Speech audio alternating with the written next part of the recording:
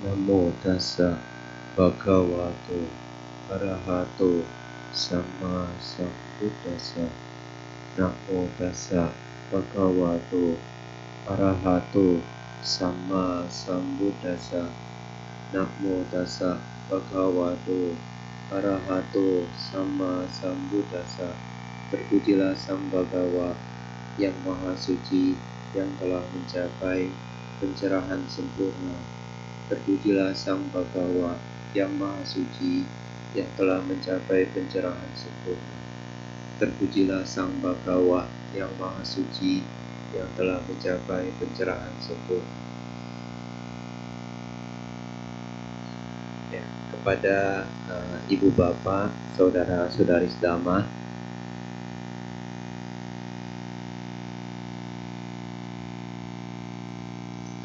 dan juga semuanya ya, Bante mengucapkan selamat siang, Sukihoto, Namo Buddhaya. Ya, siang hari ini kita hadir ya di tengah-tengah, masih di tengah-tengah suasana Imlek ya. Bante juga mengucapkan selamat tahun baru Imlek ya, 2576 ya, tahun ini ya, tahun ular kayu.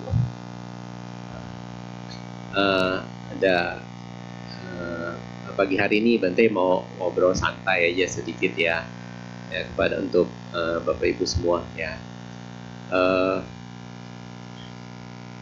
Yang pertama-tama ada beberapa hal yang ingin Bante sampaikan ya. Yang pertama-tama tentang tentang refleksi kehidupan kita. Kan tahun ini katanya kita memasuki tahun ular kayu kan. Ada beberapa refleksi yang tentang kehidupan kita ya, menurut versi Bante.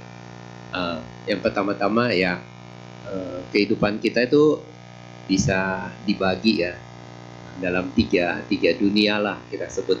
Yang pertama dunia maya. Dunia maya adalah dunia yang ada di medsos ya. Terus yang kedua adalah dunia nyata yang kita hadapi setiap hari. Terus yang ketiga adalah dunia hayalan kita. Ya, bisa dibilang seperti itu. Ya. Kita hidup dalam tiga dunia nih sepertinya. Dunia nyata, dunia maya, dan dunia hayalan kita gitu. Terus contohnya apa nih? Kalau di dalam kehidupan kita sehari-hari ya, semakin kita ada umur gitu ya, semakin umur kita makin banyak. Sebetulnya kalau kita perhatiin pertemanan kita, lingkaran pertemanan kita, cycle-nya itu semakin hari itu semakin kecil ya, betul nggak? Sebetulnya ya, semakin sedikit. Oh, teman-teman kita kok semakin hari kok semakin hilang satu. Oh, ya jadi kita semakin sendiri gitu ya. Tapi teman di Facebook kita ada berapa? Ada banyak ya. Makin hari bukannya makin sedikit, makin tambah kan betulnya. Sampai maksimal jadi 5.000 kan. Mungkin kalau udah 5.000 kita buka akun baru kan, nambah terus gitu kan. Tapi di dalam dunia maya teman kita makin banyak, tapi di kenyataannya kok dalam kehidupan kita sehari-hari lingkaran pertemanan kita makin sedikit ya, makin kecil gitu.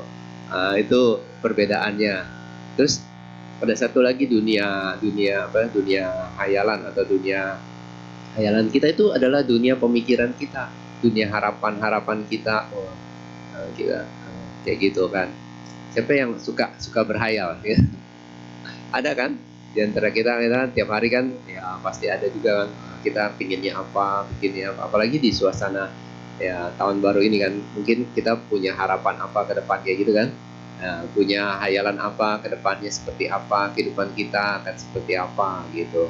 Nah, itu adalah dunia hayalan yang kita bangun ya, dunia mimpi kita kayak gitu. Nah, terus yang terakhir adalah dunia kenyataan kita.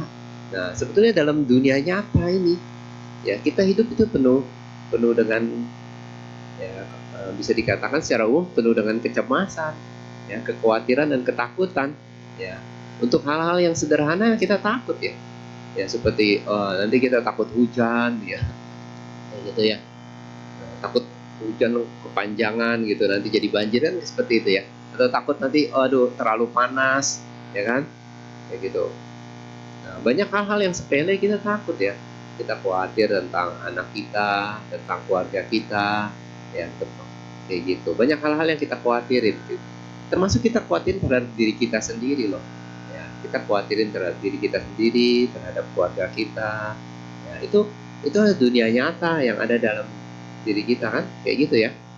Nah, dunia nyata ini ya ya nggak sering kita omongin. Ya, jadi kalau kita ketemu teman-teman kita, apa yang kita obrolin sih? Apa yang kita obrolin kalau kita ketemu? Apakah tentang kenyataan hidup kita? Jarang kan, betul nggak? Yang kita obrolin apa? Yang ada di cerita yang ada di ya kan, yang ada di berita ya, kayak gitu kita obrolin kayak gitu.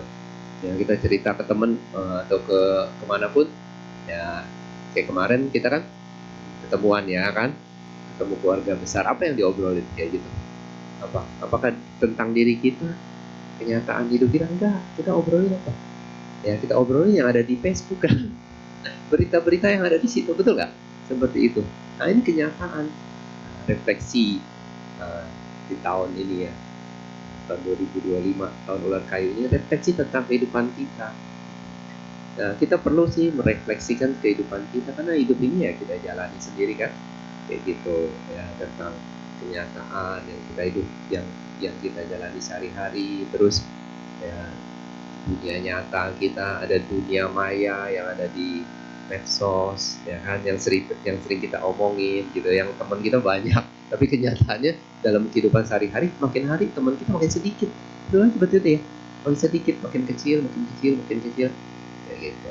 Nah, terus ada dunia hayalan ya.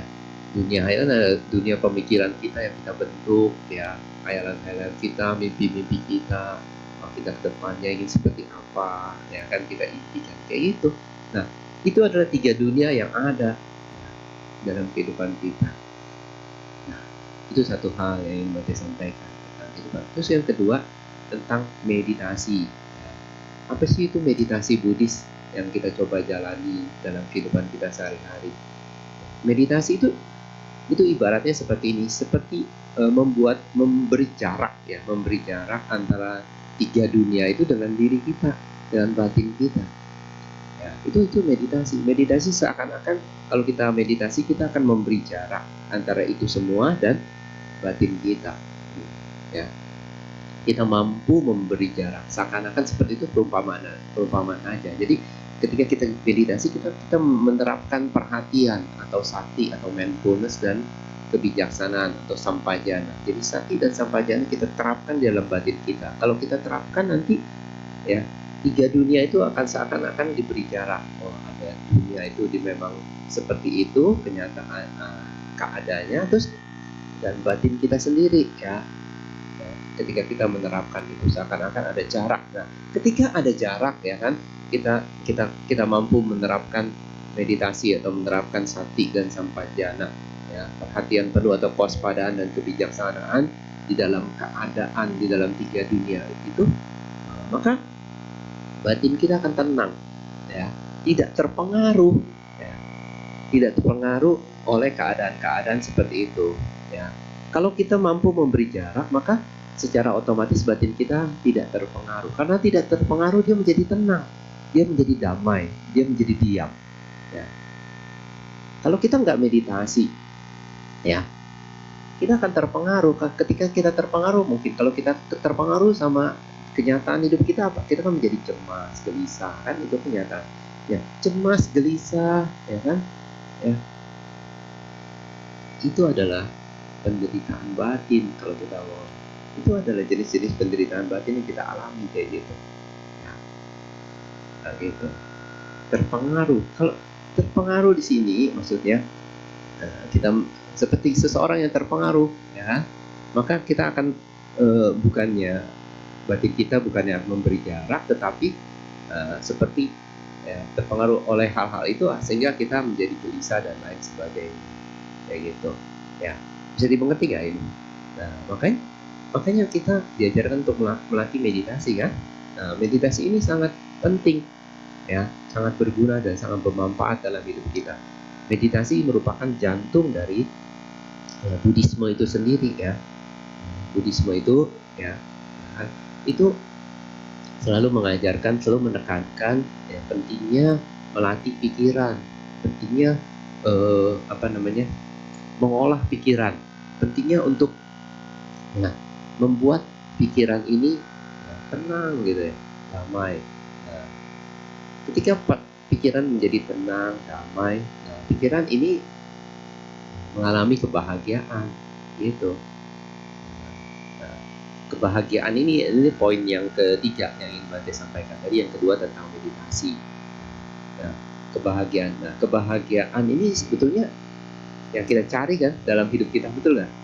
Ya, penderitaan adalah sesuatu yang kita hindari dari hidup kita, seperti itu ya. Kita selalu menghindari penderitaan dan menginginkan kebahagiaan. Tapi kita tahu nggak apa itu kebahagiaan dan ada di mana kebahagiaan itu? Ya.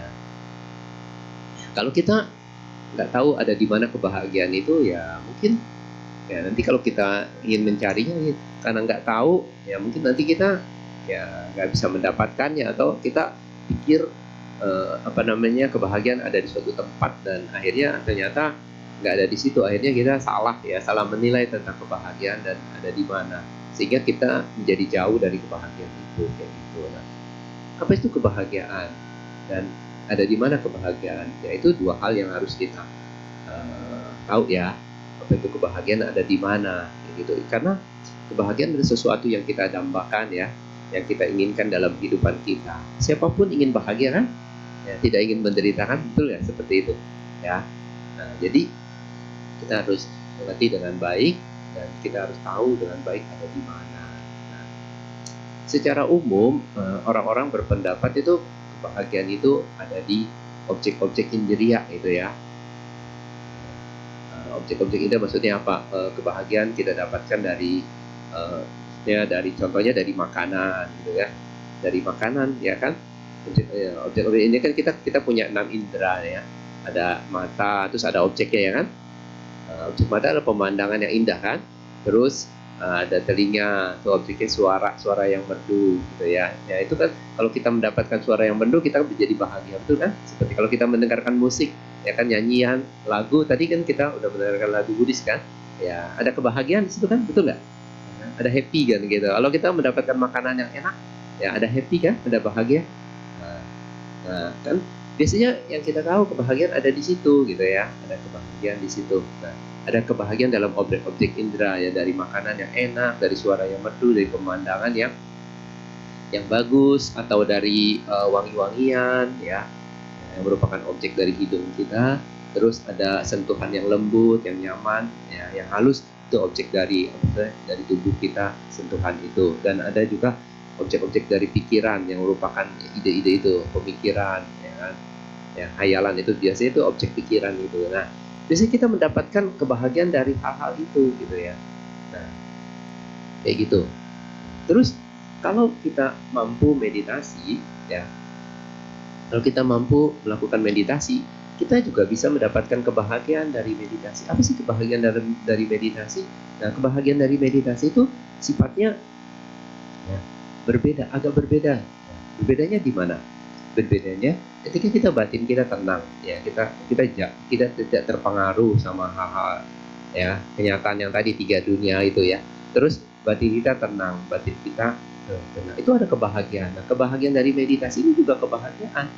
Nah, dan baik kebahagiaan dalam meditasi maupun kebahagiaan dari objek-objek indera itu adanya di mana? Adanya di dalam batin kita ya.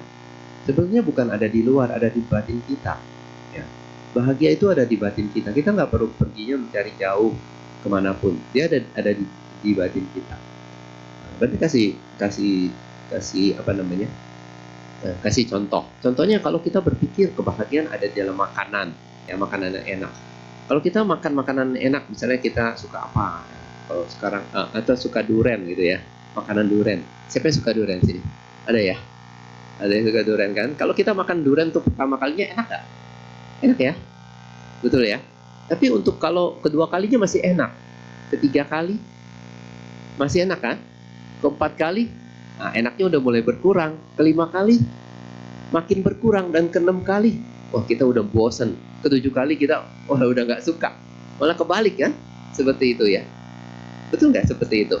Nah, kalau bahagianya ada di makanan, seharusnya ketika kita makan pertama kali dan ketujuh kalinya harusnya bahagianya sama kan? Tapi kenyataannya kan enggak kan? Kenyataannya kalau kita makan terus menerus, maka kebahagiaan itu menjadi lenyap, menjadi nggak ada. Betul itu ya? Karena sebetulnya memang bahagia itu bukan terletak di makanan, ya. Tapi bahagia ada di mana? Ada dalam batin kita, merupakan bagian tertentu dari batin kita yang disebut perasaan, atau dalam bahasa Pali wedana, dan lebih spesifiknya disebut somanasa wedana. Itu spesifik. Kebahagiaan itu seperti itu. Itu yang kita dambakan, yang kita cari dalam hidup kita. Kalau kita pengen, contohnya pengen jadi sukses, pengen jadi kaya, ya, sebetulnya untuk apa kekayaan itu? Untuk bahagia kan? Betul ya? Kalau kita pengen punya rumah yang bagus, rumah itu buat apa? Supaya kitanya bahagia. Bahkan kalau kita pengen punya pasangan, sebetulnya yang pengen bahagia siapa? Sebetulnya kita, ya kan? Kita berpikir saya akan membahagiakan pasangan. Tapi kalau kita mau sedikit merenung, sebetulnya apa? Yang ingin bahagia itu kita. Makanya kita berpikir kalau ada pasangan bahagia, maka kita mencari pasangan. Sebetulnya itu. Sebetulnya semua hal yang kita lakukan, semua hal yang kita usahakan itu untuk kebahagiaan kita sendiri, ya. Dan kita harus tahu kebahagiaan itu apa dan ada di mana. Kebahagiaan itu adanya di batin kita dan merupakan bagian dari batin itu sendiri, kebahagiaan, bukan di luar, ya kan? Bukan ada pada makanan tadi, makanan pada durian, atau kalau sukanya durian, kalau sukanya yang lain juga boleh, ya. Kalau ada di makanan atau ada di objek-objek luar, ketika kita makan durian yang pertama kali dan kedua kali, ketiga, bahkan ketujuh kali, harusnya rasa bahagianya sama ya waktu kita pertama kali makan. Atau misalkan tadi dengar suara, dengar nyanyian, kan enak kan, nyaman kan gitu ya, happy ya, betul ya. Tapi kalau kita dengar terus menerus gimana? Apa happy-nya sama? Enggak, makin lama makin berkurang dan suatu saat akan lenyap happy itu, ya. Jadi jelas di sini kebahagiaan yang kita cari, yang kita dambakan seumur hidup kita, itu terletak pada batin kita, bukan pada objek yang di luar, bukan pada objek-objek indera kita, ya, bukan pada pemandangan yang indah. Kalau kita berpikir bahwa pemandangan yang indah itu, ya kan, merupakan kebahagiaan yang kita cari, maka kita kejar, kita cari, ya kan. Kita misalnya pergi kemana, ya kan, ke tempat-tempat yang bagus, tapi sampai di sono, sampai di tempat itu, ya kan, kita menikmatinya sesaat, betul ya. Kalau lama-lama di sono, kita jadi bosan, betul kan? Seperti itu. Ya, karena memang bahagia yang kita cari terletak bukan pada objek-objek luar, objek-objek indera kita, terletak di dalam batin kita, merupakan bagian, ya, bagian internal dari batin kita, kayak gitu. Kita hanya perlu mengawasinya aja, mendapatkannya, ya, kayak gitu. Jadi kita hanya perlu melihat ke dalam batin, ya kan, memberikan jarak, ya, supaya batin itu bisa bahagia, kayak gitu, bisa tenang, bisa bahagia, ya, maka kebahagiaan akan muncul batin kita. Memang kebahagiaan dalam batin maupun kebahagiaan yang kita dapatkan dari objek indera sifatnya memang sementara, karena memang semua hal bersifat sementara, anicca, kayak gitu, tidak kekal, kayak gitu, ya. Dan dua jenis kebahagiaan ini, ya, kebahagiaan di dalam objek indera dan kebahagiaan dari meditasi, itu sama-sama kebahagiaan. Tetapi di dalam Buddhis itu ada, mereka memberikan dua nama yang berbeda, ya. Kalau kebahagiaan yang kita dapatkan dari objek-objek indera itu disebut samisa sukha, ya. Tapi kalau kebahagiaan di dalam meditasi, ya, itu disebut niramisa sukha. Dua jenis, sama-sama bahagia. Nah, sama-sama tidak kekal, tapi namanya berbeda, ya.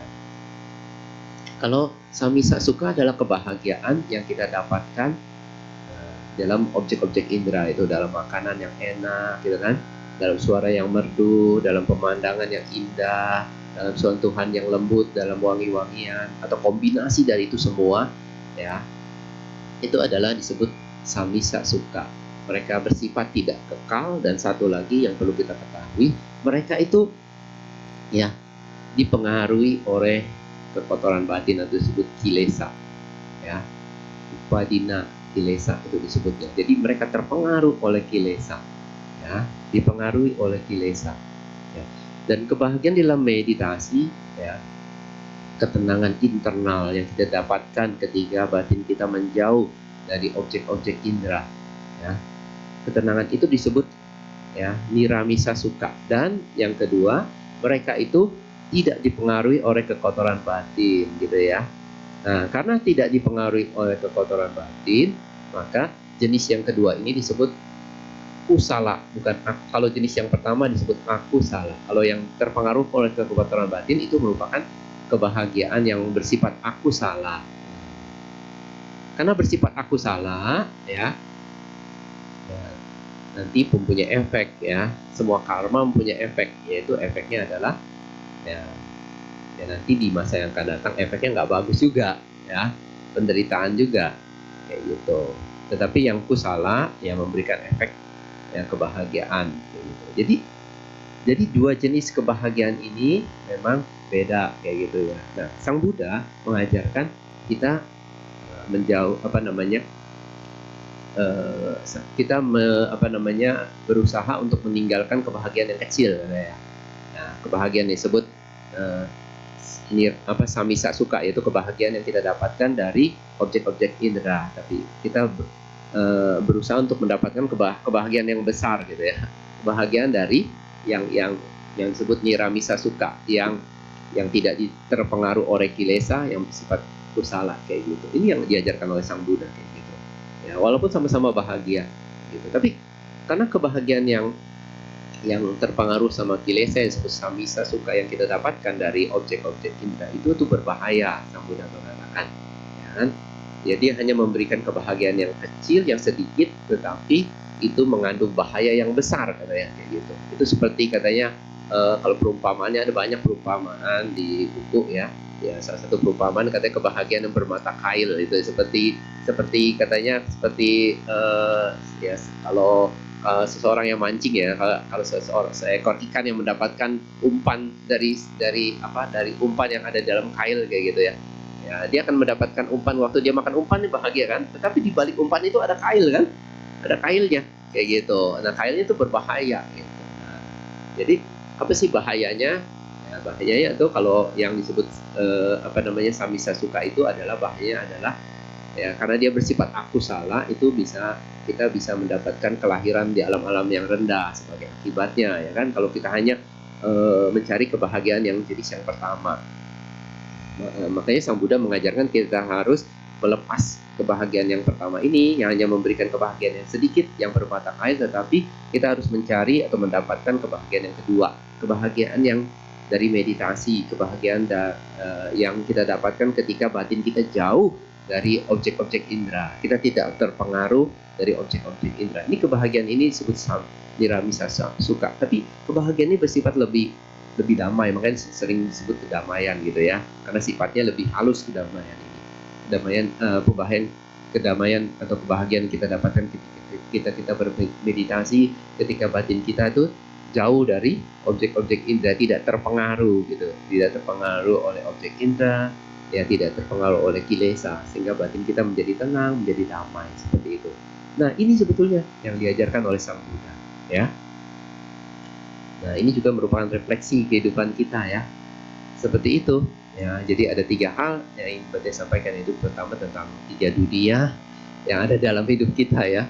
Dunia nyata yang biasanya kita hindari, kayak gitu, ya, jarang kita omongin kan, kenyataan dalam hidup kita, kecemasan kita, jarang kita omongin, kayak gitu. Kalau kita ketemu teman-teman kita ketemu pergaulan kita, apa yang kita omongin? Ya, yang ada di medsos kan, yang ada di, ya, yang berita lagi viral kan, yang ada di medsos kita omongin itu kan, betul seperti itu kan, kita ketemu teman-teman, kayak gitu. Nah, terus dunia hayalan kita itu ada sesuatu yang kita impikan, yang hayalan kita ingin bentuk, kita berpikir apa, kayak gitu, ya, tentang kehidupan kita, kayak gitu. Ini 3 dunia yang merupakan refleksi kita di tahun ular kayu ini. Terus tentang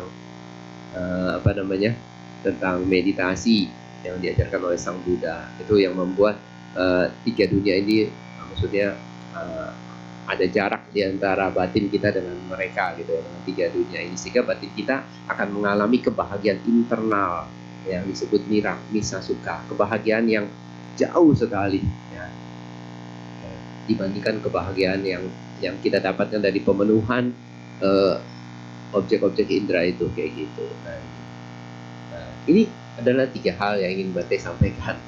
Nah, jadi Bante berharap di tahun ular kayu ini ya, siapa yang seular tahun ini?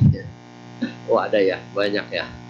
Ya, semua kan semua orang kan kita berharap tahun ini kita mendapatkan hoki yang besar gitu kan, kebahagiaan yang besar, hoki yang besar atau kesuksesan. Nah, semua hal itu sebetulnya untuk apa? Untuk supaya kita bisa bahagia, betul kan?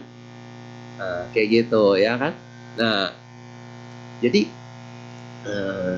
ketika kita berpikir ini untuk bahagia, kita harus tahu ya, apa itu definisi dari kebahagiaan dan ada di mana menurut ajaran Buddha ya.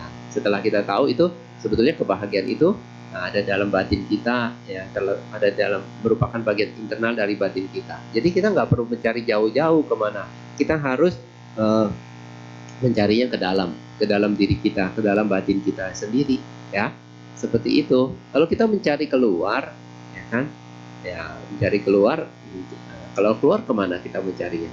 Ke objek-objek indera, pasti seperti itu, nggak ada ke hal yang lain, pasti ke sana ya, pasti ke arah itu. Tapi objek-objek indera yang kita pikir itu bisa memberikan kebahagiaan, tapi ternyata ya kan hanya memberikan kebahagiaan sedikit gitu ya, karena kebahagiaan itu ada di dalam, bukan ada di luar kayak gitu, bukan ada di objek-objek indera. Tadi Bante memberikan contoh sedikit ya, kalau kebahagiaan itu ada di makanan, harusnya makanan yang pertama kali kita makan dan setelah beberapa kali kita makan, rasa bahagia itu sama. Ternyata rasa bahagia makin lama makin berkurang dan ada satu saat dan rasa kebahagiaan itu menjadi hilang, benar-benar hilang, berbalik menjadi tidak bahagia kayak gitu. Nah, bisa dimengerti nggak tiga hal ini ya? Bisa ya? Kalau bisa dimengerti ya baguslah kayak gitu. Karena ini tiga hal ini yang ingin Bante sampaikan kayak gitu ya. Refleksi kehidupan kita ini di tahun ular kayu ya kan, tentang kehidupan kita, tentang tiga dunia yang ada ya di dalam kehidupan kita, tentang meditasi yang diajarkan oleh Buddha, dan tentang kebahagiaan yang ingin kita dapatkan di tahun ini ya, yang ternyata kebahagiaan itu ya, kalau kita mau telusuri di dalam ajaran Buddha ya, Sang Buddha menunjukkan bahwa kebahagiaan itu adanya di dalam diri kita sendiri, bukan ada di luar gitu ya, bukan ada di tempat yang jauh, ternyata ada di tempat yang ternyata ada di tempat yang paling dekat dengan diri kita, yaitu di dalam batin kita sendiri. Seperti itu ya. Ya, semoga ini yang bisa Bante sampaikan, semoga ini bermanfaat ya buat kehidupan kita ke depannya. Semoga kita semua di tahun ular kayu ini ya mendapatkan peluang untuk mengerti ajaran Buddha lebih baik ya, sehingga kita bisa menjalankan kehidupan kita dengan lebih mudah ya gampang mendapatkan kebahagiaan kayak gitu. Terima kasih atas perhatiannya ya. Sabe sata bawantu sukita.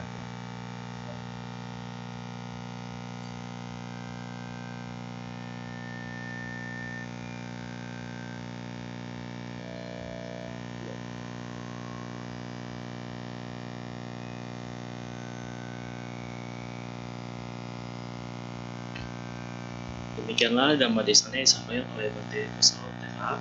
Bante membuka kesempatan untuk sesi tanya jawab. Jadi bagi Bapak Ibu yang memiliki pertanyaan, baik secara lisan ataupun tertulis, bisa dipersilakan. Jika ada ingin bertanya secara lisan, nanti setelah kita bernyanyi, bisa angkat tangan saja, mungkin nanti dipersilakan ke depan dan bertanya langsung kepada Bante. Jika tertulis di depan kursi Bapak Ibu, ya kantong itu ada kertas dan juga tulis, itu bisa ditulis di sana. Nanti ketika bernyanyi saya akan keliling mengambil pertanyaan dari Bapak Ibu semua. Jika ingin bertanya secara tertulis tapi tidak menemukan kertas ataupun tulis di depannya, itu bisa meminta saya saat keliling nanti ya. Oke, sambil menunggu pertanyaan masuk, mari kita buka kembali buku tuntunan kebaktian kita nyanyikan sebuah lagu bersama-sama. Pada petugas dipersilakan.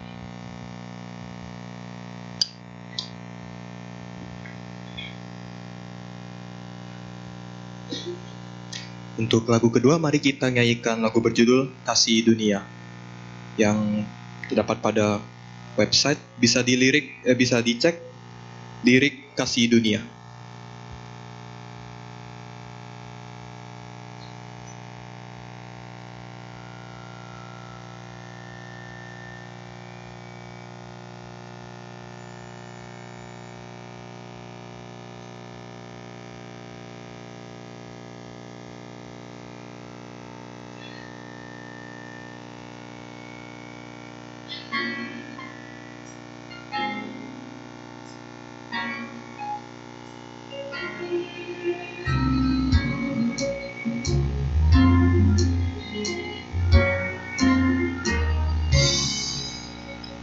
Banyak orang yang hidup saling benci antara sesama.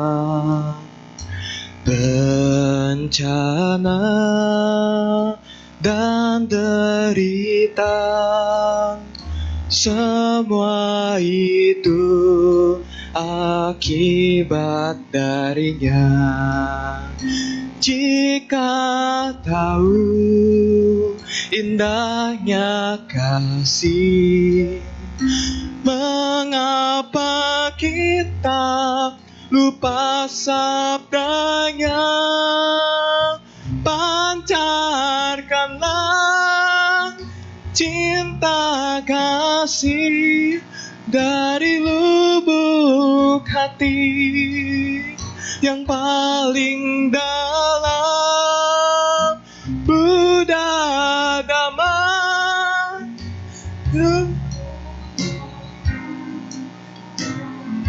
semua makhluk di dunia.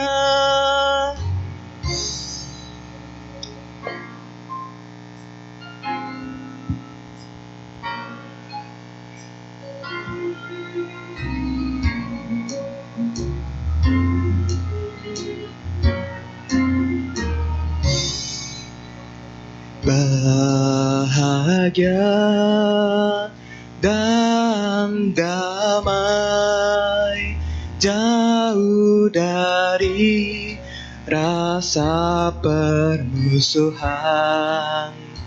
Demikianlah harapan setiap makhluk di dunia. Jika tahu indahnya kasih, mengapa kita lupa sabdanya? Pancarkanlah cinta kasih dari lubuk hati yang paling dalam. Buddha Dhamma telah mengajarkan, kasihilah semua makhluk di dunia.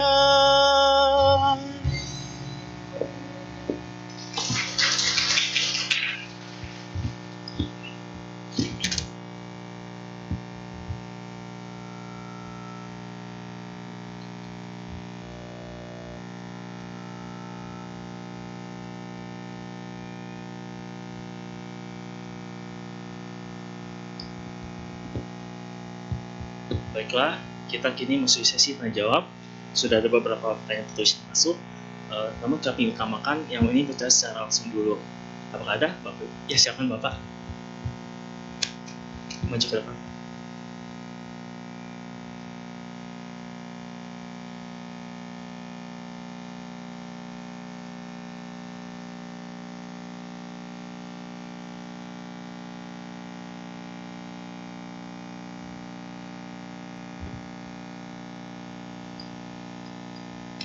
Namo Buddhaya, Bante.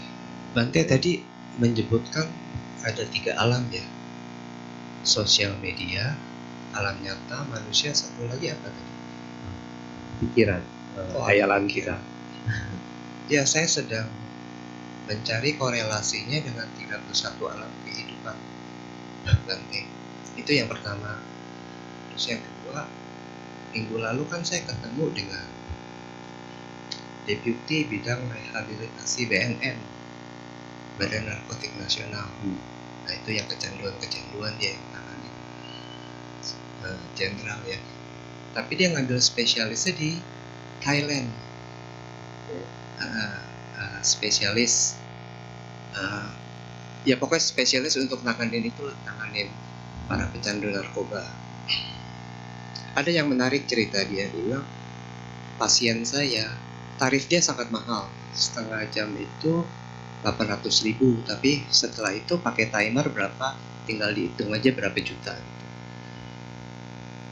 Dan dia memberi testimonial waktu dia kuliah di Thailand itu, dia bilang dia pernah melihat beberapa kali ngeliat umat Buddha itu 1 jam dia komunikasi dengan Tuhannya. Dia bilang dia Tuhan, karena hal itu dia terapkan kepada pasiennya. Ketika pasiennya itu sering mengalami gangguan, karena dia psikiater juga, prakteknya di salah satu rumah sakit, tapi saya nggak mau sebutin, nanti dianggap promosi lagi. Dia selalu sering bilang sama pasien itu, kamu komunikasi dengan Tuhan kamu. Agama kamu apa? Ternyata banyak pasien dia yang nggak punya agama. Jadi bagaimana? Ya kamu komunikasi dengan salah satu zat. Nah, saya juga sedang mencari korelasinya. Nah, singkatnya pertanyaan saya, 3 alam kehidupan tersebut itu, kalau orang-orang yang tanda petik mengaku tidak punya agama, tapi dia berhasil komunikasi dengan Tuhannya yang notabene itu sebuah zat, nah itu masuk alam mana? Itu yang pertama. Terus yang kedua, kan kalau sosmed itu buatan manusia, Bante, apakah bisa dimasukkan dalam satu alam secara spesifik? Oke, terima kasih Bante. Oke. Ya. Terima kasih ya pertanyaannya ya. Ya kalau kita kan di Buddhis mengenal 31 alam ya. Alam-alam kehidupan ya. Alam-alam kehidupan itu secara umum bisa dibagi sebetulnya menjadi 2 alam ya. Ada alam bahagia dan alam menderita. Ya, alam bahagia alam menderita dulu. Alam menderita itu adalah 4 alam terbawah ya.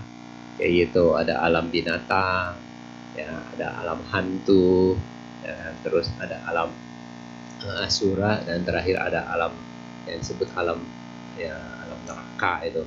Ya, itu 4 alam yang tidak bahagia ya. Terus nah, selebihnya sisanya 27 alam itu alam bahagia. Dimulai dari apa? Ya, alam manusia. Terus di atas alam manusia dan ada 6 alam dewa, dan sisanya ada 20 alam Brahma. Jadi totalnya 27 alam bahagia. Nah, yang menderita cuma 4 alam. Gitu. Sisanya alam bahagia ada. Total ada 31 alam kehidupan. Nah, kita semua ya. Sekarang ini ada di alam mana? Alam manusia ya. Alam manusia termasuk alam apa? Alam bahagia sebetulnya. Tetapi ternyata ya, selain kebahagiaan juga ya ada alam-alam penderitaan juga yang kita alami kayak gitu ya. Ada hal-hal yang menderita. Kalau kita ditanya, sebagai manusia itu sering-sering mengalami bahagia apa menderita? Ya pasti ditanyanya sering menderita daripada bahagia kayak gitu. Nah, bisa dikatakan alam manusia itu ya sering sih setengah-setengah, ada bahagia dan menderita kayak gitu. Ya, sisanya kalau alam-alam dewa dan ke atas itu dominasi sedikit bahagia terus. Ya, kalau alam-alam menderita ya menderita terus, ya penderitaannya lebih ekstrim. Ya, kalau terus alam dewa ke atas itu bahagianya ekstrim. Ya, lebih banyak gitu ya. Kalau manusia bisa dikatakan setengah-setengah kayak gitu. Karena dia ada di pertengahan gitu. Dan seseorang yang ingin memahami Dhamma gitu ya, ajaran Sang Buddha itu lebih cocok di alam manusia. Dan Sang Buddha sendiri, Buddha itu biasanya muncul di alam manusia. Dia tidak muncul di alam-alam yang lain. Dia di alam manusia karena alam manusia menyediakan ya situasi, kondisi dan tempat alam yang cocok untuk ke Dhamma itu, ajaran Buddha itu bisa tumbuh kayak gitu. Nah, jadi Bapak Ibu bahagia nih, kita punya kesempatan untuk memahami Dhamma lebih baik daripada ya alam dewa ke atas, dan alam dewa dan alam Brahma, juga daripada alam yang menderita. Kalau mereka terlalu menderita ekstrim, jadi ya nggak ada situasi dan kondisi gitu. Demikian pula alam yang bahagia yang ekstrim gitu. Tapi alam manusia adalah alam yang spesial, alam yang cocok, alam yang kondusif untuk Dhamma, ajaran Buddha itu bisa berkembang dalam batin kita. Makanya kita harus menggunakan kesempatan ini untuk ya mengerti Dhamma dan melatihnya gitu. Dan sehubungan dengan pertanyaan Pak ini, ya tadi yang Bante bicarakan 3 kondisi itu ya kondisi nyata ya kan yang kita alami ya, terus ya alam Facebook itu adanya di alam mana? Itu ada alam manusia ya, berarti secara spesifik berbicara tentang kehidupan kita sebagai alam manusia. Kenyataannya kan dalam kehidupan kita kan ya, dalam kehidupan kita ya hal-hal yang kita alami secara pribadi ya gitu. Kita kan jarang kan membicarakannya. Apa yang kita bicarakan kalau kita ketemu teman ya hal-hal yang ada di medsos kan, di Facebook kita. Ya, kenyataannya dalam kehidupan kita teman kita sedikit ya kan, makin lama makin sedikit ya. Tapi di dunia medsos, di dunia itu teman kita banyak kan, kayak gitu, makin lama makin banyak. Dan yang terakhir adalah dunia hayalan kita, mimpi-mimpi kita. Ya, kita punya harapan, mimpi, kita bangun itu mimpi-mimpi kita. Nah, ini tiga hal ini yaitu itu mah cuma metafora ya, maksudnya metafora cuma perumpamaan-perumpamaan yang ada dalam diri kita. Itu kenyataannya yang kita hadapi sehari-hari. Apa yang kita hadapi sehari-hari?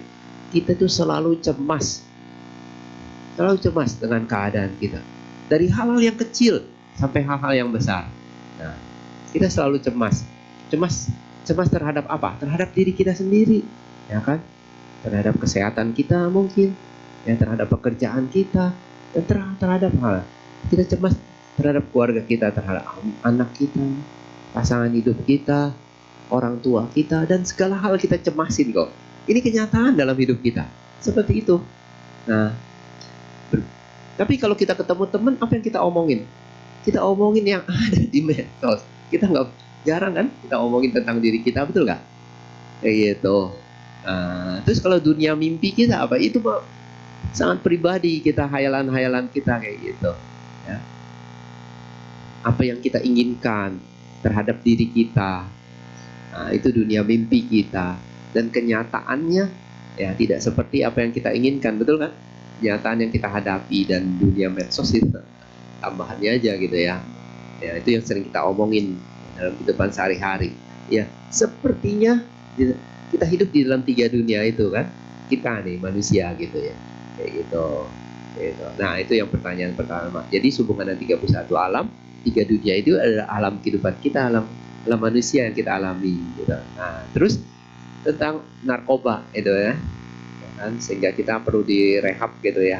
Ini memang agak susah ya. Kalau kita udah terpengaruh sama narkoba ini, pikiran kita itu jadi juga sangat terpengaruh ya. Makanya kalau dalam Buddhis ya, kita itu berusaha melatih diri untuk menghindari minuman keras ya, dan hal-hal yang memabukkan, termasuk narkoba itu, narkotika ya kan.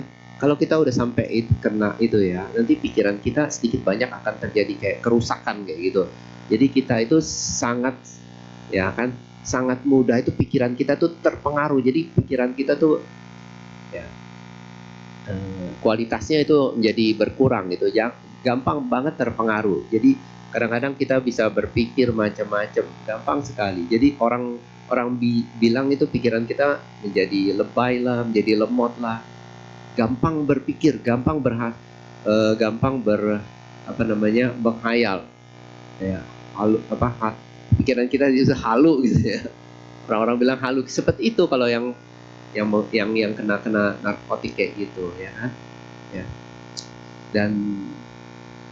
Dan sulit sekali, maksudnya makanya mereka yang kadang-kadang kalau yang kena narkotik kayak gitu ya, pikirannya itu ada di dunia lain gitu. bukan di dunia nyata gitu ya. Bahkan kita sendiri yang nggak seperti itu ya, kita melihat kenyataan dalam diri kita itu menghadapi kenyataan itu lebih sulit ya. Kita lebih senang ada di dunia medsos kita, ada di dunia hayalan kita kayak gitu. Nah, seperti itu kenyataan dalam hidup kita. Makanya Sang Buddha, solusi dari Buddha tentang keadaan gitu adalah meningkatkan kewaspadaan diri kita.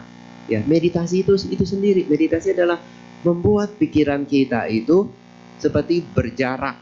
Ya, kita sadar terhadap apa yang ada di dalam hidup kita. Sadar.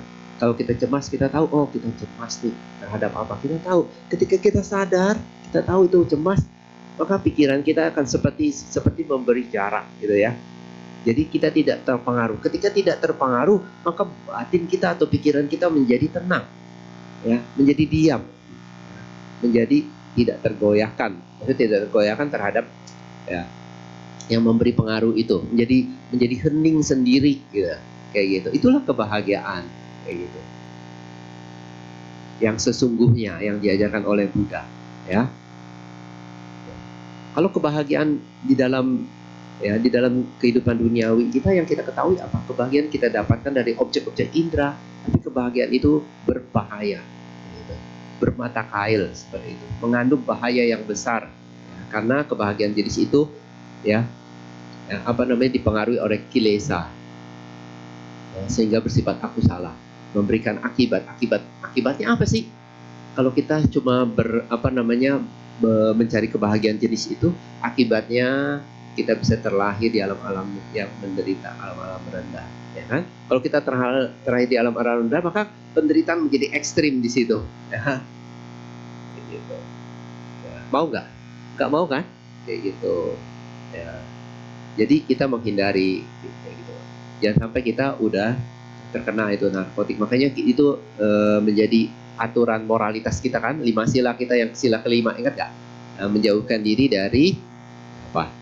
Ya, minuman dan makanan yang melemahkan kesadaran. Ya, kalau sekarang itu termasuk narkotika, kayak gitu, karena dia sangat-sangat melemahkan kesadaran, kayak gitu. Nah, makanya kita menghindari kayak gitu.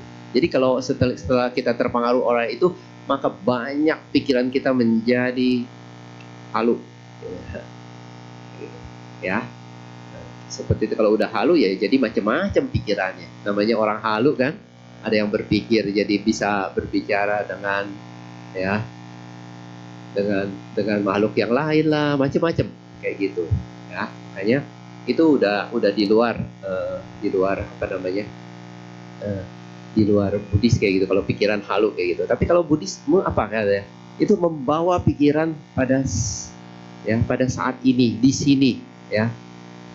Memberi jarak antara hal apa yang kita alami dengan pikiran itu sendiri, sehingga pikiran itu bisa tenang, bisa melihat dengan jelas apa yang terjadi, sehingga gitu. Ketika melihat dengan jelas, tidak terpengaruh, dan pikiran menjadi diam, menjadi tenang.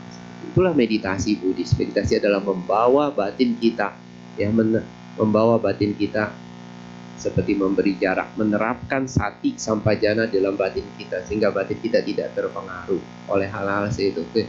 Sehingga ketika dia tidak terpengaruh, batin kita menjadi tenang dengan sendirinya, tenang secara internal, ya. Bukan kalau tenang secara eksternal apa? Dia terpengaruh, ya, tenang karena makanan gitu kan, happy karena makanan, happy karena suara yang merdu. Itu, ya. Itu adalah kebahagiaan dari objek-objek indera. Itu ketenangan yang didapatkan dari objek-objek indera. Tetapi meditasi ketenangan sendiri, batin itu tenang tanpa objek indera, tapi tenang, ya. Karena malah dia jauh dari objek indera, kayak gitu. Tenang seperti itu, ya. Nah, itu yang bisa Bante sampaikan. Terima kasih, ya. Mungkin nanti ada pertanyaan yang lain, ya. Terima kasih atas jawaban. Terima kasih ya Pak. Pertanyaannya. Nah, selanjutnya kita ke pertanyaan terus ya Bante. Saya izin Ya. bacakan. Nam budaya Bante, bagaimana cara melatih mempertajam anatta? Kalau perdana kan lebih mudah. Terima kasih Bante. Boleh, bagus. Ini pertanyaan bagus. Ini anatta, ya, tanpa inti, ya, tanpa diri. Nah, Anatta ini betulnya sesuatu yang merupakan salah satu ajaran Buddha yang kita perlu ketahui ya, kayak gitu ya. Itu sebetulnya bukan cuma anatta. Jadi sebetulnya kita kalau mau anatta kita harus lengkap sebetulnya. Jadi bukan cuma anatta, jadi ada anicca, ada dukkha. Jadi tiga apa namanya, tiga kesatuan ini disebut tilakkhana. Ti itu tilakkhana artinya sifat-sifat atau karakteristik. Ya, ti itu artinya tiga. Karena jadi bukan cuma anatta aja, kita harus menyelami anicca dan dukkha gitu ya. Nah, anatta. Bagaimana kita mengembangkan anatta? Ini memang penting ya. Nah, anatta itu artinya tanpa inti, tanpa diri. Jadi maksudnya seperti ini ya. Anatta itu artinya sesuatu yang tanpa inti, tanpa diri. Jadi sesuatu bersifat kayak kekal kayak gitu ya. Jadi cara mengembangkannya itu adalah ya di dalam ajaran Buddha ini yang agak sulit, tapi ini sebetulnya harus kita lalui gitu ya. Harus kita lalui, yaitu mengembangkannya dengan apa namanya? Dengan mengerti atau memahami tentang paticca samuppada ya. Semua hal itu selalu berkondisi ya. Kalau tanpa itu agak sulit gitu ya. Kayak gitu. Contoh gini, Bante, ini ceritanya agak panjang sih sebetulnya nih. Bante coba zaman dulu ya maksudnya zaman dulu di dalam sutta Brahmacala Sutta ya, itu banyak biku-biku atau yogi apa petapa-tapa itu mempunyai apa nah sejenis meditasi yang dalam, kesaktian gitu. Jadi dia mampu melihat kehidupan yang lampau. Contoh nih, berarti kasih contoh melihat kehidupan yang lampau, dari satu kehidupan banyak kehidupan ya, sampai banyak sekali kehidupan, dan dia melihat kehidupannya dia. Ketika dia banyak melihat kehidupan dia merefleksikan, melihat, wah, kehidupan yang ini saya lahir seperti ini, kehidupan kedua lahir seperti ini, terus lahir seperti ini. Sehingga dia langsung mengambil kesimpulan bahwa ada sesuatu yang kekal ya, yang tidak berubah dalam dirinya. Baik dari banyak kelahiran itu ada yang tidak berubah, karena dia merasa, oh, saya sekarang ini, besok maksudnya kehidupan yang selanjutnya merasa seperti ini. Jadi ada sesuatu yang kekal, yang tidak berubah, yang ada dalam dirinya. Baik itu kalau sekarang kita sebut jiwa, atta, atau kita sebut inti diri, atau apapun sebutannya, sesuatu itu tidak berubah ya. Dengan adanya kematian dia lahir kembali, tidak berubah ya. Seperti contoh kalau kita nih, kita kan sekarang seperti ini ya. Tapi kita masih ingat gak kita waktu kita anak-anak sampai sekarang, terus nanti kita remaja, dewasa, dan akhirnya menjadi tua ya. Kita kan merasa waktu kita anak-anak kan saya ya seperti itu ya, adalah saya, betul kan? Waktu dewasa adalah saya, nanti waktu tua juga adalah saya gitu. Jadi ada sesuatu yang merupakan saya itu yang tidak berubah dari anak-anak sampai kita tua kan, kayak gitu ya, kayak gitu. Nah, paham itu disebut paham atta gitu, sesuatu yang tidak berubah. Nah, anatta itu paham kebalikannya. Anatta itu bukan paham tidak ada diri, bukan tidak ya. Berarti sesuatu yang kekal terus menerus gitu ya. Nah, yang sayahnya itu. Nah, kalau kita berpikir seperti itu, ada sesuatu yang merupakan inti, yang merupakan sesuatu yang merupakan inti diri kita, atau merupakan jiwa kita, atau merupakan roh kita yang kekal terus menerus, baik dalam kehidupan ini dari kita anak-anak sampai tua, atau bahkan dari kehidupan yang lampau gitu ya, dari banyak kehidupan, itu disebut mempunyai paham atta gitu ya. Nah, untuk menghilangkan atau mengembangkan paham sebaliknya ya, kita harus perlu belajar Dhamma. Dan salah satu ajaran Sang Buddha itu tentang Dhamma, itu ajaran yang tentang paticca samuppada, ajaran berkondisi ya. Berkondisi artinya segala sesuatu hal itu bersifat kondisionalitas ya, saling terkondisi. Jadi kemunculan sesuatu itu harus ada sebabnya. Jadi kemunculan ketika kita jadi manusia ini sekarang ya, kita ada sebabnya. Nanti ketika kita meninggal, kita lahir lagi sebagai makhluk apapun, itu juga ada sebabnya, kayak gitu. Jadi ketika kita memahami itu, kita tidak memandang segala sesuatu itu menjadi ada terus menerus, kayak gitu ya. Kayak gitu. Jadi kita harus, ini agak susah ya dipahami. Jadi kita harus mengerti tentang ajaran Sang Buddha yang penting, yaitu ajaran tentang Paticcasamuppada. Ketika kita memahami Paticcasamuppada dengan baik, dengan benar, dan menerapkannya di dalam batin kita, sehingga batin kita akan mampu memahami apa itu anatta, kayak gitu ya. Kayak gitu. Jadi paham anatta itu artinya suatu inti yang kekal dalam diri kita. Kadang-kadang kita sebut roh, jiwa, atau apapun itu paham itu tidak tepat ya, itu tidak benar atau merupakan paham yang keliru ya. Yang benar adalah paham anatta. Anatta itu bukan artinya bukan tidak adanya ya, bukan tidak ada dirinya, tidak ada jiwa atau tidak ada roh ya. Itu paham yang menunjukkan bahwa yang kita sebut inti diri itu atau roh itu atau batin kita itu kemunculan yang berkondisi. Dia muncul karena kondisi ya, sesaat kemudian dia lenyap, nanti dia muncul lagi ya karena kondisi, kayak gitu, seperti itu ya. Nah, itu adalah ajaran Sang Buddha yang memang ya, pelan-pelan nanti kita akan mulai mengerti ya, kayak gitu. Terima kasih ya, semoga memuaskan jawabannya. Terima kasih atas jawabannya Bante. Selanjutnya Bante, di saat kita banyak masalah, apakah meditasi bisa membuat kita lebih tenang? Di saat kita banyak masalah, apakah meditasi bisa membuat kita lebih tenang? Oh iya, betul. Ya, betul sekali. Bukan hanya membuat tenang. Kadang-kadang meditasi, ya kalau kita meditasi, kadang-kadang kita bisa menemukan solusi yang tepat, solusi yang baik dari masalah yang kita hadapi. Bukan hanya membuat kita tenang. Hah?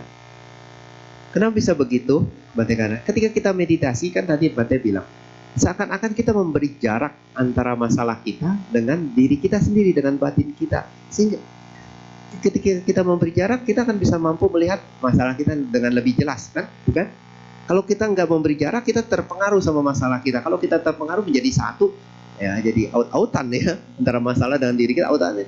Sehingga nggak ada solusi, ya malah kita terpengaruh. Seakan-akan masalah itu menjadi bagian diri kita yang terbesar, gitu kan? Nggak ada solusi, kita bisa menjadi putus asa. Tapi kalau kita meditasi, biasa pelan-pelan kita akan memberi jarak. Nah, ketika kita memberi jarak, kita bisa melihat sebetulnya apa sih masalah kita, kayak gitu ya. Kita melihat, sebetulnya hal yang sepele, ya, kayak gitu. Nah, kalau kita udah tahu sebetulnya. Tapi kalau kita belum tahu, kita menjadi satu dengan masalah kita, seakan-akan dunia itu bisa runtuh gitu.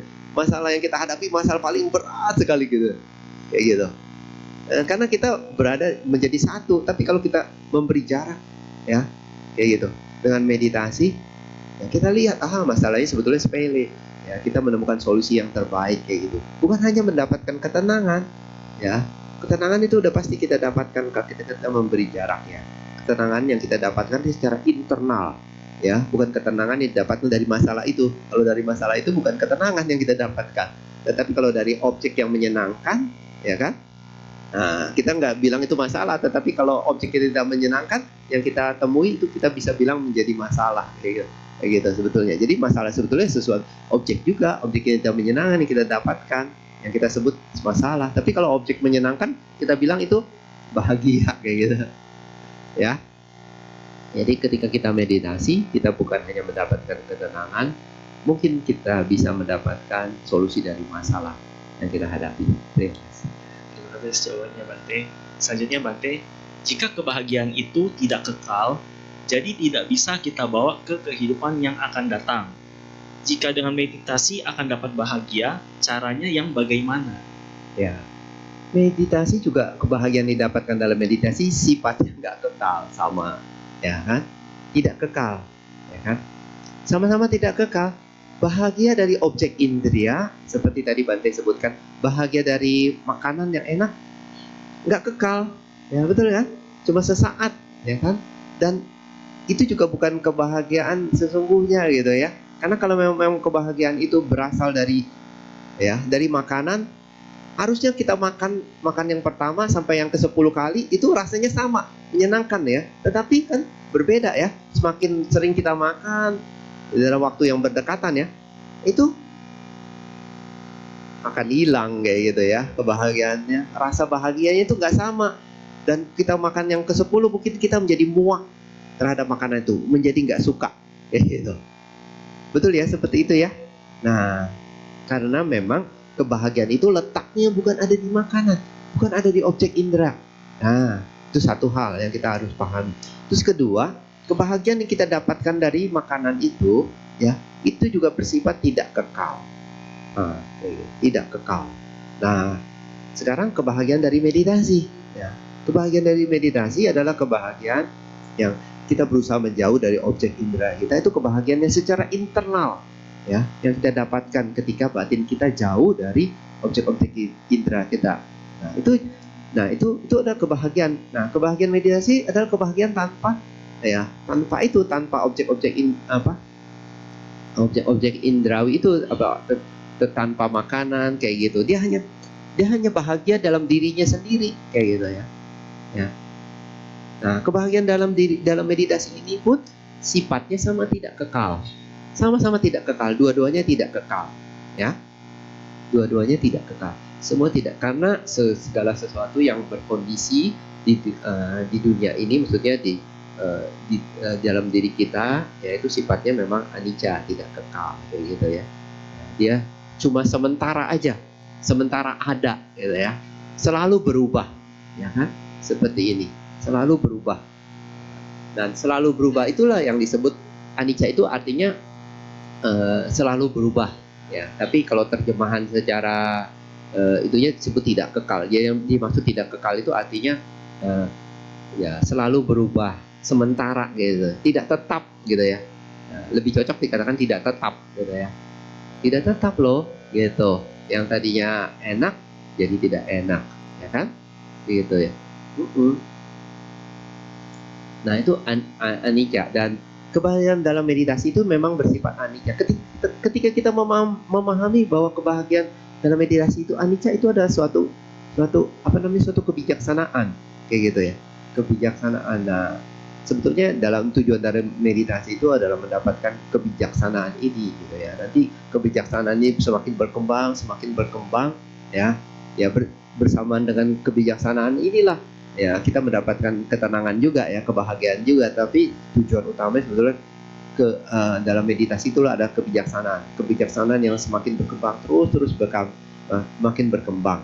Nah, nanti kebijaksanaan yang berkembang ini nanti pada akhirnya kita gunakan untuk apa? Kita gunakan untuk melemahkan kekotoran batin itu sendiri ya, yang merupakan sumber ketidakbahagiaan itu sendiri.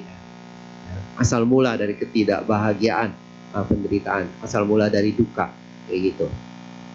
Itu tujuannya gitu ya. Jadi kebijaksanaan dikembangkan terus menerus ya. Nanti pada akhirnya kebijaksanaan ini akan ketika kebijaksanaan akan berkembang, nanti kekotoran batin itu akan sedikit-sedikit melemah kayak gitu, sehingga nanti pada akhirnya nanti dia akan lenyap kayak gitu. Dan ketika dia lenyap, tercapai ya tujuan goalnya tercapai dari meditasi, tercapai dari ajaran Buddha seperti itu.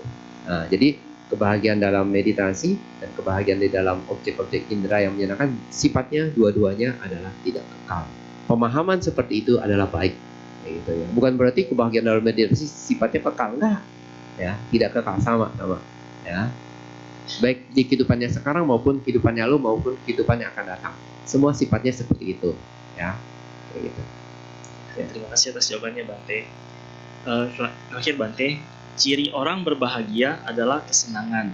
Tapi mengapa orang jarang mau mengekspresikan kebahagiaan itu? Apakah Bante setuju? Apa bedanya bahagia batin dengan hati? Gini ya, kalau bahagia batin dengan hati itu maksudnya itu sama sih sebetulnya. Kadang-kadang batin kita kadang disebut hati gitu ya. Terus kadang-kadang sebut pikiran atau batin, itu sama aja gitu ya. Karena batin itu merupakan kumpulan dari, maksudnya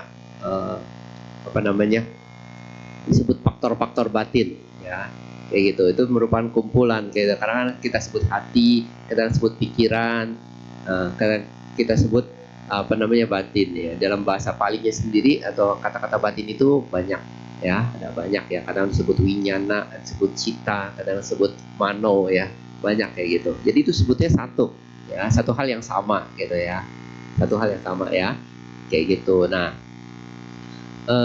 yang disebut bahagia itu sebetulnya bagian tertentu dari batin gitu kan. Katanya Bante bilang kan batin merupakan kumpulan. Jadi ada banyak faktor-faktor batinnya, ada banyak kumpulannya. Salah satu kumpulannya ada yang disebut kalau dalam bahasa Pali wedana.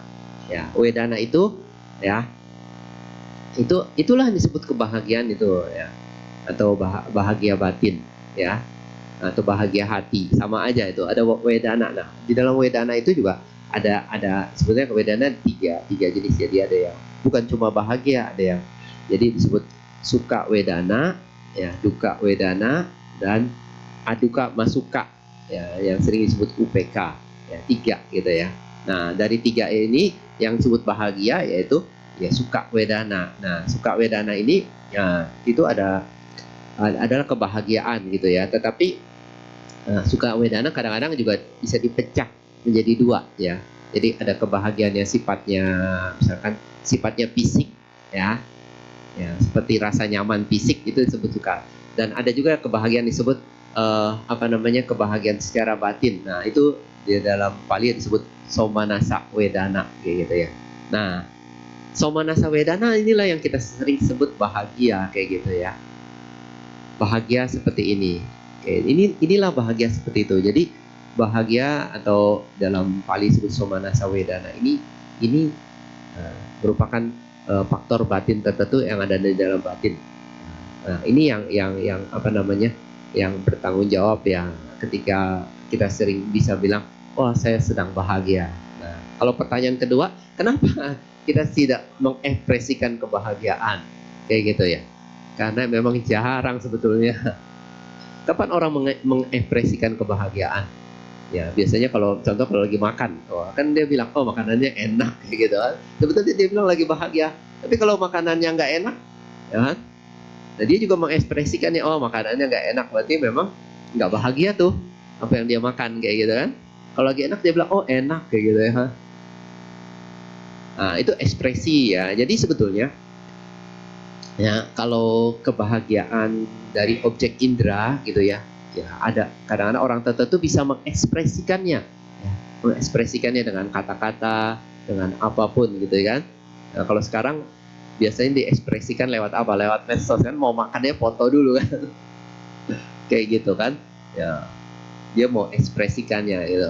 Ya, tapi kalau kebahagiaan dalam meditasi ini memang ya ini agak sulit diekspresikan kayak gitu ya. Agak sulit gitu. Nah, tapi nanti kalau kita nanti biasa meditasi, kita nanti bisa membedakannya 2 jenis kebahagiaan ini. Kita jadi tahu perbedaannya. Nah, kita juga jadi tahu ya sebetulnya ini karena kebahagiaan ini lebih halus, ya, lebih damai kayak gitu. Oh ya, Bante ingat wihara ini namakan wihara fluid Dhamma Sukha ya, Dharma Sukha. Nah, kebahagiaan dari meditasi itu bisa disebut juga Dharma Sukha kayak gitu ya, kebahagiaan dalam Dharma kayak gitu ya. Nah, ini disebut Niramisa Sukha juga. Ini juga merupakan kebahagiaan yang berasosiasi dengan kusala ya kan, dengan kusala cetana kayak gitu ya. Jadi bersifat seperti itu, ini lebih halus, lebih damai kayak gitu. Makanya agak sulit diekspresikannya ketimbang dari kebahagiaan yang kita dapatkan dari objek-objek indah, contohnya dari makanan kayak gitu ya. Kayak gitu ya. Bukannya nggak bisa mengekspresikannya, memang sulit. Ya, karena ini dia kebahagiaan internal, kebahagiaan dengan dirinya sendiri kayak gitu ya. Kebahagiaan bukan ketika kita dapat dari objek-objek indera. Ini kebahagiaan benar-benar sendiri gitu ya. Kayak gitu. Kan kalau orang sendiri kan kesepian kayak gitu kan. Tetapi ini ya kan sendiri tapi nggak kesepian karena bahagia kayak gitu. Ya, karena batinnya waspada, batinnya mengerti keadaan dirinya sendiri kayak gitu. Ya, itu jawabannya. Terima kasih atas jawabannya Bante. Demikian sesi tanya jawab bersama Bante Kusala Pera. Bante, kami segenap pengurus dan juga umat Wihara Fluid Dhamma Sukha mengucapkan anumodana terima kasih atas nama desa yang telah disampaikan Bante. Mari kita bangkit berdiri dan sikap anjali. Bante akan menyatakan ada masalah. Ya, oke. Ya, terima kasih semuanya atas perhatiannya ya.